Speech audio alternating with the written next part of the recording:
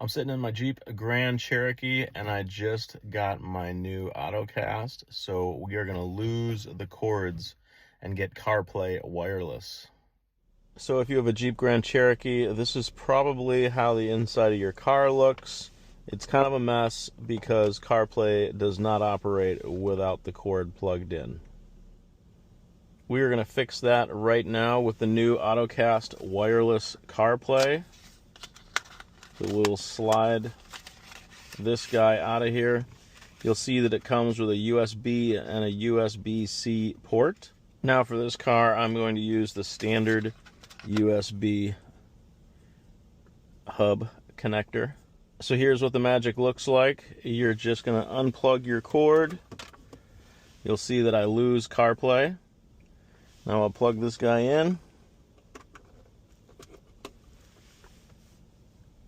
Now I can close this and get rid of this cord, and check that out. It's telling me what I have to do.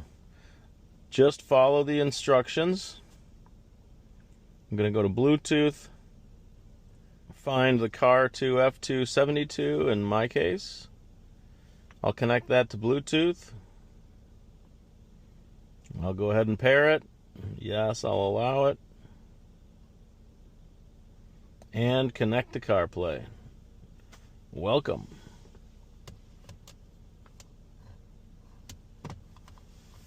There we go. You've now got CarPlay in your 2019 Jeep Grand Cherokee, or this works with several other cars. And just to be clear, this also works with CarPlay as well as Android Auto. You got to get one of these and get rid of the cord and clean your car up. I'll put a link in the description of where you can get one. Thanks for watching. Check out the description for more information and hit that subscribe button if you'd like to see more videos.